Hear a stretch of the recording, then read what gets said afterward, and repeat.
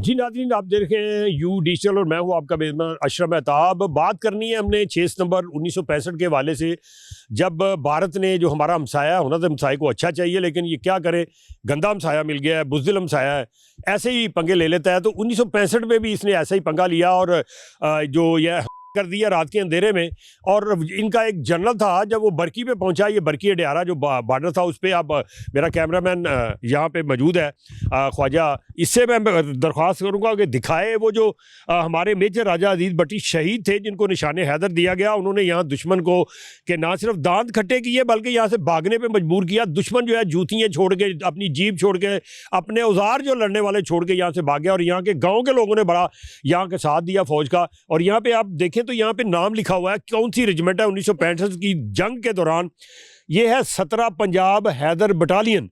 और इसमें जो ऑफिसर थे, लेफ्टिनेंट कर्नल साहब थे एम इब्राहिम साहब कुरैशी, और इसके बाद मेजर मोहम्मद असगर साहब थे, राजा अजीज़ भट्टी जिनका बहुत नाम है, जिन्होंने दुश्मन को नाको चने चबाए और यहाँ से भागने में मजबूर किया। उनके साथी थे एस ए मलिक साहब थे, SH के बलोई साहब थे, अब्दुल माजिद खान साहब थे, और इसी तरह से नीचे उनके और भी साथी हैं, कैप्टन थे, और इसके बाद लेफ्टिनेंट थे, और बाकी जो इसी तरह के जवान थे यहाँ पे, जिनकी ड्यूटी लगी थी कि आपने दुश्मन को आगे नहीं जाने देना। हज़ारों की तादाद में वो लोग आए। उनका एक जनरल कहता है जी मैंने जाके वहाँ जिम खाना क्लब लाहौर में नाश्ता करना है। फिर यहाँ पे जो है ना, हमारी ये बहादुर फौज के जो अफसर थे इन्होंने, और यहाँ के जो मुकामी लोग थे, उन्होंने फिर उनको जूतियों का नाश्ता करवाया, जूतियाँ मारी और यहाँ से भागने पे मजबूर किया। डंडे सोटे भी लेके आ गए, वो अपना असला जो भी था उस वक्त का वो लेके आकर बहादुरी से लड़े वो जो जवान है। इस वक्त भी मेरे साथ चंद नौजवान मौजूद हैं, यहाँ पे आए हैं शोधा की यहाँ पे यादगार के ऊपर उनको खराज तहसीन पेश करने के लिए और बताने के लिए कि ये वो लोग थे जिन्होंने हमारी हिफाजत की, और आज हम ये आज़ाद मुल्क के अंदर सांस ले रहे हैं, हम यहाँ आज़ाद घूम रहे हैं। तो इनसे बात करें। अस्सलाम वालेकुम जी। वालेकुम सलाम। नाम बताएंगे? नाम मुनायद अली। जी, कौन से गांव में रहते हैं? बरकी में। बरकी में? तो बरकी का तो बड़ा नाम है यार, पूरी दुनिया में नाम हुआ था उस वक्त जब बरकी के जवानों ने और वहाँ के जो जितने भी लोग हैं वो जब पड़ गए फौज को। क्या हुआ, क्या था, थोड़ा सा बताएंगे? जी बताते हैं, क्यों नहीं। ये इस तरह हुआ कि जब उन लोगों ने हमला किया तो इधर हमारे भी जवान थे और गांव के लोग भी थे। इधर अफड़ा तफड़ी तो जैसे होता है, तो बहुत बहादुरी से अच्छी तरह से इन लोगों को जवाब मिला। और ये तो बातें तो ऐसे करते, ये कर देंगे वो कर देंगे, तो आगे आने की तो किसी की जरूरत ही नहीं है। फलादी सीने हैं, जुरते हैं, बड़े बड़े दिल, देसी लोग यहाँ के मक्खन मलाइयाँ खाने वाले जवान बहादुर थे उस वक्त। बुजुर्ग भी नहीं डरे। मैं एक ऐसे बुजुर्ग को जानता हूँ जिसको ये उसका ये हाथ था के बाद। तो ये आप क्या जो गांव था उसके जो उस वक्त जवान थे, आप तो थोड़े से छोटे होंगे, तो उन्होंने फिर बताते हैं क्या किया? उन लोगों का भी पता है, वो अंकल इधर ही रहते हैं जिनका जो हाथ जो है ना गया, तो वो मेडिकल स्टोर है। हाँ जी, हाँ जी, मेडिकल स्टोर है। डॉक्टर वो डॉक्टर साहब जो हाँ जी, तो वो बड़े हैं, बताते हैं। लेकिन हम तो इधर फिरने टुरने के लिए आए हैं, तो चलो आप लोगों से इत्तेफाक हुआ। लेकिन जो बात सोचते हैं वैसा तो कभी भी नहीं हो सकता। यानी इंडिया जो है, उनकी जो बुज़दिल फौज है, खासतौर पर मोदी है, इसको बड़ा जंग का जुनून चढ़ा, संदूर करता फिर रहा है। किसी के कंधों पर चलाने का मजा नहीं ना आता। सही है। अपने कंधे पर रखेंगे तो पता चलेगा वजन कितना है। वो तो कहता है मेरा 56 इंच का सीना है, अब वो पता नहीं चलता कि कहाँ पे है वो सीना, नजर ही नहीं आता। ऐसा लगता है कि धंधल पड़ गई, मौत पड़ गई। 56 इंच के सीने को क्या करना है, जब वो सामने नहीं आएगा तो कैसे पता चलेगा। जी आगे चलते हैं, एक और जवान मौजूद है, उनसे बात के। सामने वालेकुम अस्सलाम। नाम बताएंगे? वकास अमीन। आप किस गांव के हैं? बरकी के हैं। बरकी के ही रहने वाले हैं, यानी इसी इलाके के, यानी बरकी के आप बहादुर वो उन लोगों के आगे औलाद हैं जिन्होंने यहाँ पे मुकाबला किया।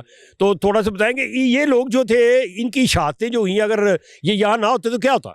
यहाँ पे ये थे तो ये सारा मामला तो हुए हैं, मतलब कि अगर ये नहीं होते तो हमारा पाकिस्तान तो डूब जाता। हकीकत यानी लाहौर पे, यानी बरकी पे, बाकी जगहों पे कब्जा हो जाता है ना। तो इन्होंने बड़ी बहादुरी से उनका मुकाबला किया, ना कि मुकाबले के बजाय उनका मुकाबले का आगे से जवाब भी उनको दिया, भगाया यहाँ से। तो हम लोगों ने तो सुना, हम लोग तो इतनी उम्र नहीं थी हमारी, बस हम लोग बड़ों से सुनते हैं आए हैं बातें कि माशाल्लाह इन्होंने बड़े जज्बे से सारा मामला जो है ना वो देखा, हमारा पाकिस्तान बचाया था। तो बहरहाल हमें इतना ज़्यादा पता नहीं है। बाकी चले, आपने जो बातें सुनी, आपको इस पाकिस्तान की कदर हुई, नई नस्ल जो आगे है उसको भी आप अपनी औलाद को भी बताएं कि कितनी कुर्बानियों से दिया गया। हमारे ना सिर्फ ये यहाँ पे जवान शहीद हुई है, जब पाकिस्तान बना उस वक्त बहुत सी कुर्बानियाँ दी। कोई 15-20 लाख ये कह रहे हैं कि वो जो इलाका था अमृतसर का और दीगर जगहों पे, वहाँ पे शहादतें हुई थी। तो इसको अपनी औलाद को भी बताना पसंद करेंगे कि ये पाकिस्तान किस तरह मिला? बिल्कुल अपने बच्चों को बताएंगे, आगे अपनी जो भी नस्ल आएगी उनको बताएंगे कि ये हमारे बहादुरों ने ये काम किए हैं।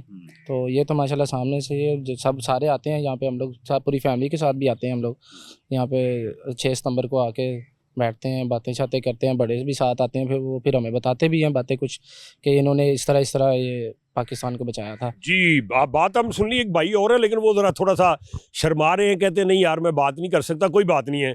तो ये यकीनी बात है कि जब यहाँ पे हुआ और हमने हाथ नहीं उठाया, हमने नहीं किया, वो खुद आए यहाँ पे।